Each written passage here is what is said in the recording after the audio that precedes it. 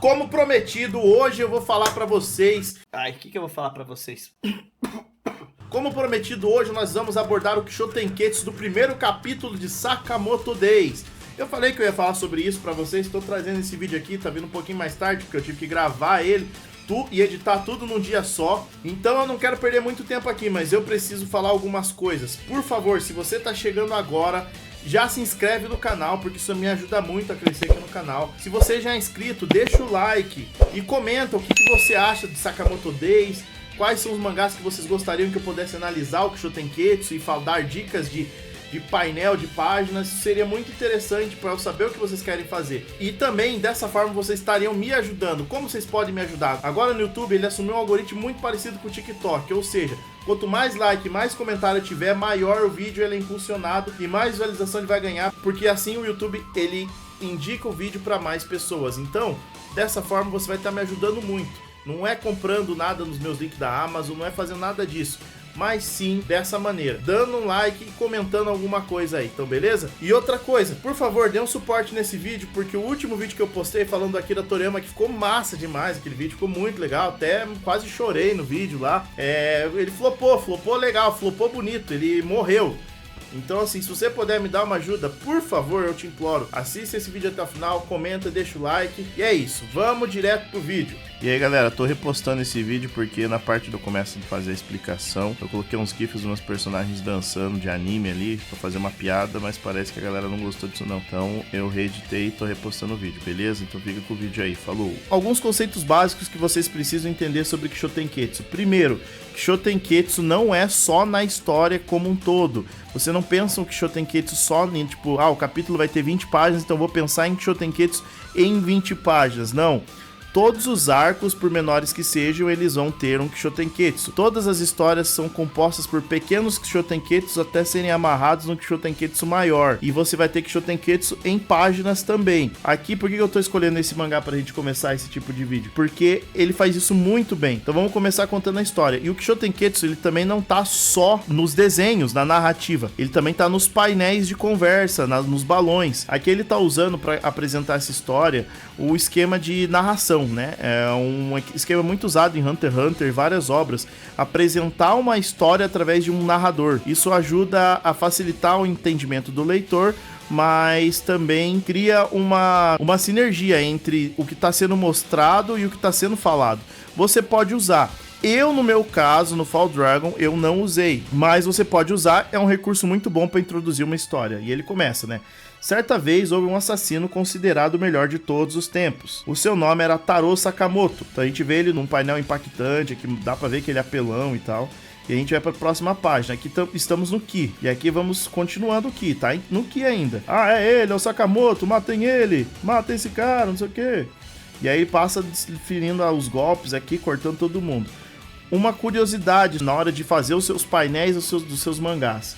Entendo, isso é muito importante. Quando que eu uso painel de lado, painel torto, como tá aqui, né? Painel assim, de lado, assim, movimentado. Somente em painéis de ação. Você só vai usar esse tipo de painel quando tiver uma ação. Outra coisa básica dos mangás. A divisão dos painéis horizontalmente, ela é um pouco mais larga do que os painéis vertical. Eu já vou mostrar outro exemplo para você. Então, sempre que você tiver que usar os painéis torto, assim, de lado, sempre em momentos de ação. E quando eu falo ação, não tô falando de porradaria, como que tá acontecendo aqui. Pode ser em um momento de indicar uma ação. Por exemplo, eu tô parado, eu vou correr.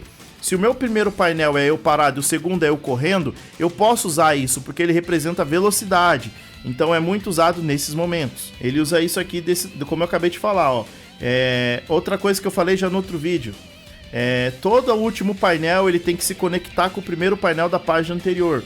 Ou seja, aqui a gente viu que o Sakamoto passou, cortou a cabeça do maluco, e aqui a gente vê a sequência logo em seguida da cabeça do cara cortada. O maluco vê aqui, ó, ele vê, putz, o cara perdeu a cabeça, corre! Ele tenta fugir e não dá tempo. O Sakamoto sai baleando todo mundo. Veja que aqui, ó, ele tava parado, ele tentou correr, e aí você vê a sequência do Sakamoto. É a mesma coisa, então o painel aqui ele tá torto por causa disso. Ele ainda está representando uma ação. entendeu? E sempre tá indo pro sentido da narrativa, tá bom? Então aqui a narrativa tá vindo pra cá, o painel tá vindo torto pra cá. Se a narrativa estiver vindo pra baixo, ele vai tentar induzir pra baixo.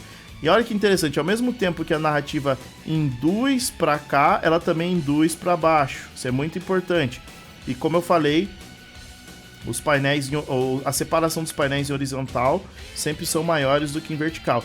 Aí você me pergunta, mas aqui o espaço tá menor.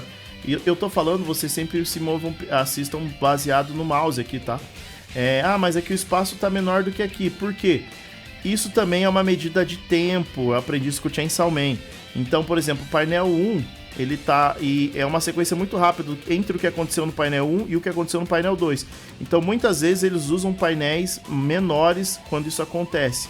Se é uma ação repetitiva e é um curto espaço de tempo, você pode fazer um painel um pouco mais próximo aqui, com a calha, né? Essa separação do painel um pouco mais próximo. Beleza? E aqui a gente vai pro show da história. Ele era incrível. Todos os pistoleiros o reverenciavam, todos os assassinos o respeitavam. Isso aqui a gente conclui já o show da história. E aí até que a gente começa a entrar no Tem. Mais um dia, o que ele tá fazendo aqui?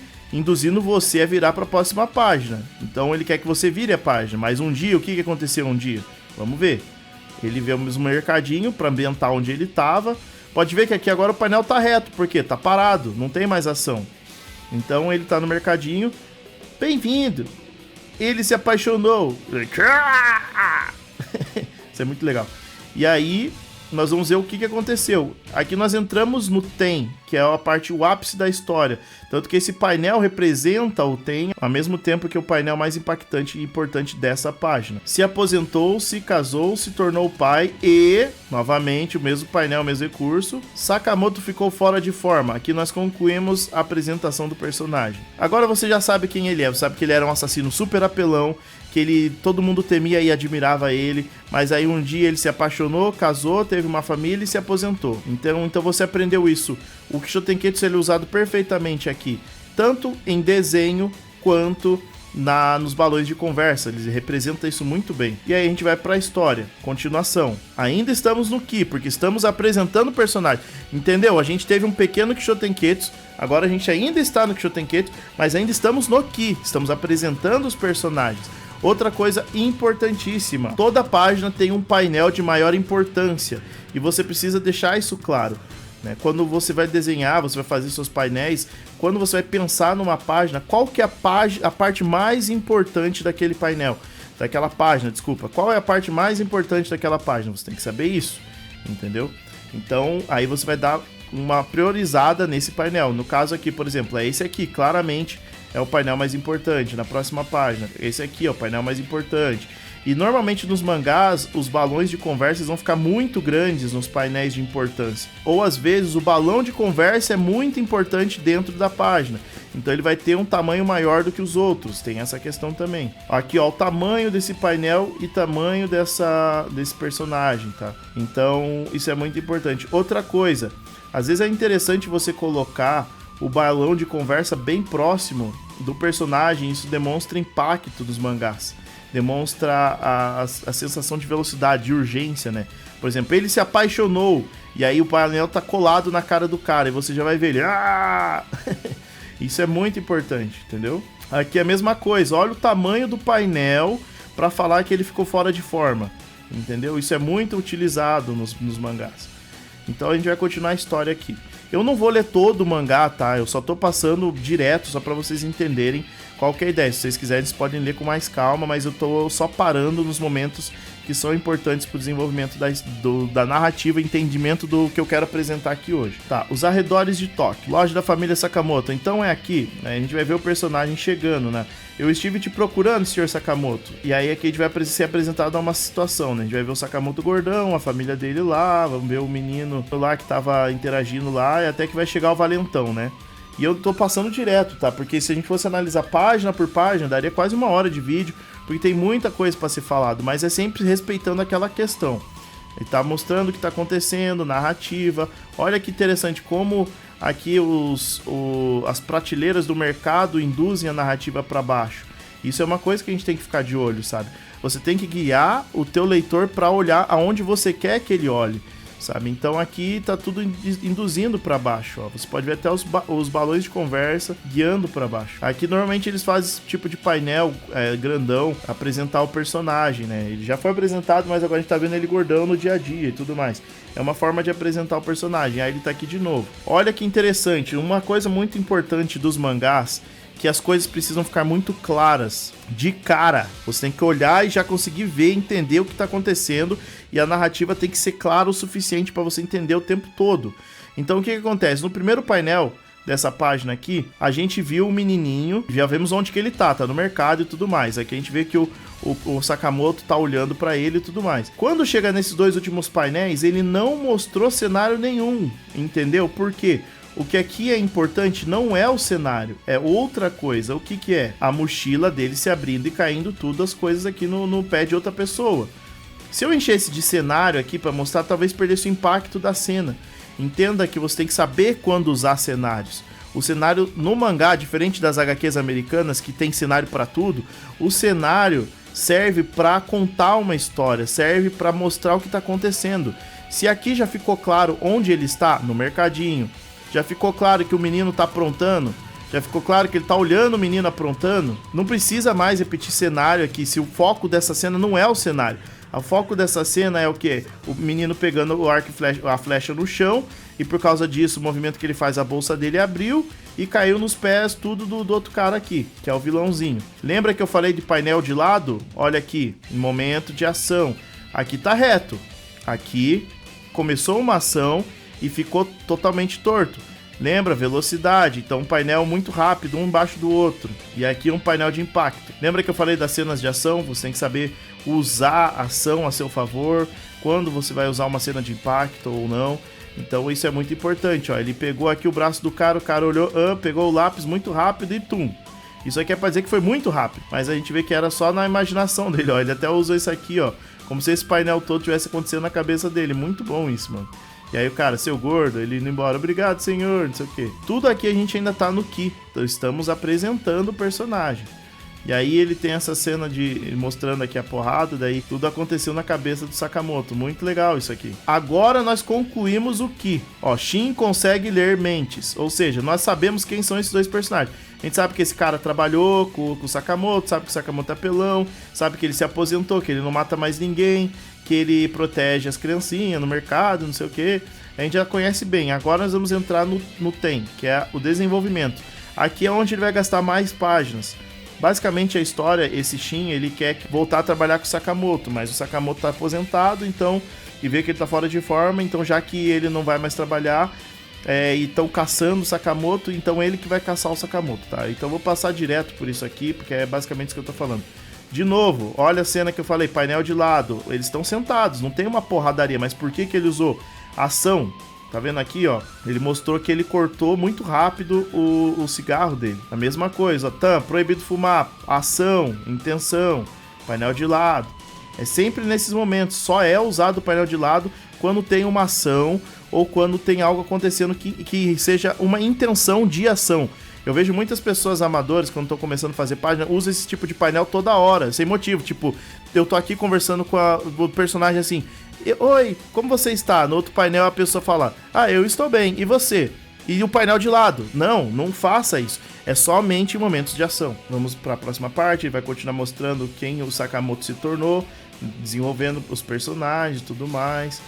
E isso não vem ao caso. A gente vai apresentado a organização criminosa e tudo mais. E a gente vai começar o momento de ação, que ainda estamos no show. Pode ver, ó, como ele usa bastante painel de lado nesses momentos de ação. Que aqui tá a brigaria dos dois, que é uma cena de luta muito massa. Cara, as cenas de ação do Sakamoto Days, no mangá, são surreais. É muito massa. Vale muito a pena estudar e ver como ele faz e tudo mais. Eu não vou analisar todas as páginas porque não é o objetivo, né? É que a gente apresentou meu personagem, vimos que eles são apelão, apresentou a máfia lá que tá atrás do Sakamoto, apresentou várias coisas. E aí nós vamos pro Ten, que começa nessa página aqui. Eu não sou páreo para o Sr. Sakamoto, então ele desiste e vai embora, então ele decide que vai matar os mafiosos que estão querendo matar o Sakamoto. Daí começa a parte do Ten, que é a reviravolta, o clímax da história, né? Você queria falar comigo, Shin? Que vergonhoso, você falou em dar um fim no Sakamoto. Daí, chefe, por favor, deixe Sakamoto viver. Bah, você está se curvando para mim? Daí ele vai continuar falando aqui, eu não vou ler isso aqui, tá? Mas ele fala pra eles darem uma chance pro Sakamoto, daí ele fala que não, então ele vai pra cima dele.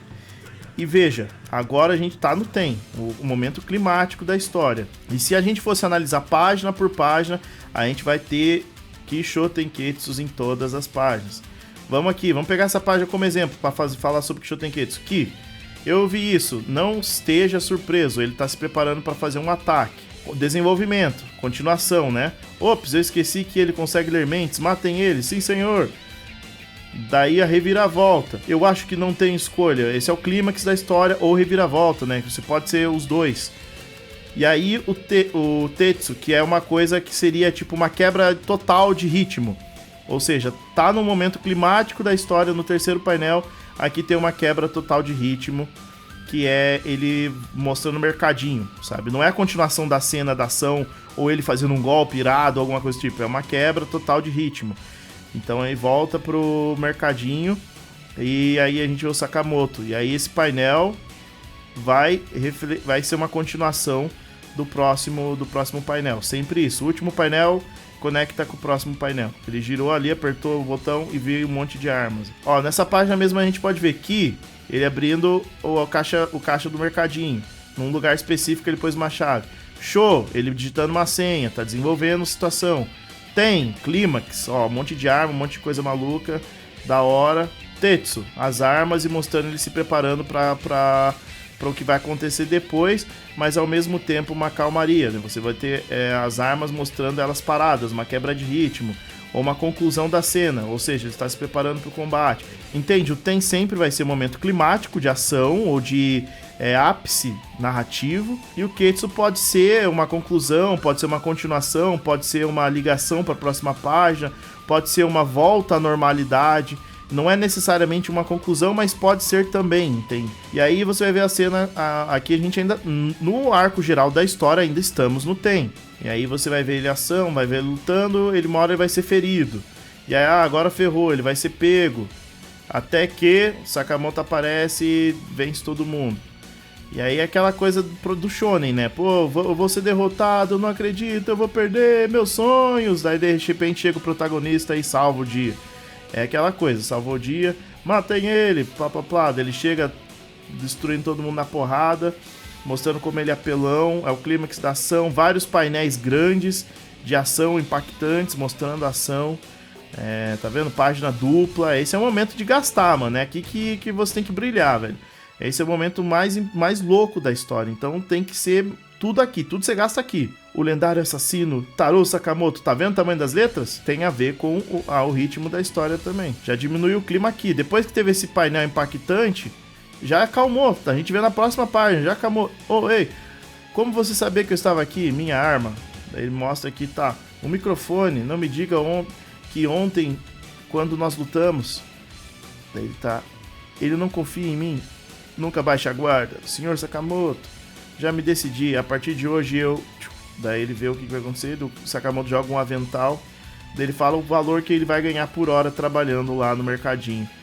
E aí termina a história, de novo, uma conclusão, o Ketsu dele.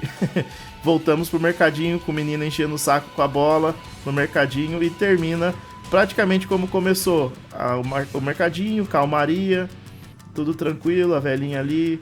E agora, com a diferença que o Shin é um funcionário, e a última página praticamente termina como tudo começou, ó. Vamos lá, a última página é praticamente parecida com a primeira, tá vendo? Termina como começou, ou seja, voltamos de volta para casa, a normalidade, voltamos, concluímos o arco dramático, ou seja, é justamente o que Kisho Tenketsu é isso. Eu sei que talvez seja um pouco difícil entender todos os conceitos, mas leia mangás e busque entender isso dentro dos mangás, assista esse vídeo várias vezes que você vai entender completamente o que eu quis dizer. Então, assim, pra você fazer mangá, você precisa entender isso. Não tem como fazer mangá como é feito no Japão sem entender isso. Saber essas questões, e claro, eu posso trazer mais coisas ainda sobre narrativa, sobre página de mangá e tudo mais. Eu queria usar esse capítulo pra falar sobre Kisho Tenketsu. E ver como é tudo redondinho, tudo perfeitinho, sabe? É tudo Tudo começo, desenvolvimento, clímax dramático e a conclusão dele voltando pro mercadinho, voltando à calmaria, o menininho enchendo o saco. Por que você acha que o criador colocou esse menininho aqui o tempo todo? Justamente para fazer essas marcações de narrativa, sabe? Ele tá ali pra mostrar, pô, é o menino que fica sempre no mercado, enchendo o saco. Agora o Shin vai trabalhar no mesmo mercado que tava sendo apresentado lá no começo, quando tudo começou, sabe? Então, isso, cara, esse capítulo é muito, muito legal, porque é muito redondinho o Kishotenketsu dele. E é isso. E é isso, pessoal. Espero que vocês tenham gostado desse vídeo. É um formato diferente, um formato novo. Digam aí nos comentários se vocês gostaram desse tipo de vídeo. Quais mangás vocês gostariam que eu pudesse fazer uma análise do Kishotenketsu, da narrativa do mangá. Tem alguma dúvida? Deixa também nos comentários. Dessa forma a gente vai crescendo junto, vamos aprendendo junto e vamos se desenvolvendo. Espero ter ajudado vocês nesse vídeo. E aquela coisa, se é inscrito, deixa o like, deixa um comentário. Se não é inscrito, se inscreve. E nos vemos novamente na sexta ou no sábado. Eu vou ver, porque toda vez que eu posto um vídeo no sábado, o vídeo flopa. Então eu tô pensando se eu vou postar no sábado ou na sexta. Vou testar, beleza? Então sexta ou sábado vai ter vídeo novo. Então nos vemos lá. E aquela coisa de sempre, você vai desenhando daí, eu vou desenhando daqui. E não vamos parar até encontrar o mangá perfeito. Falou!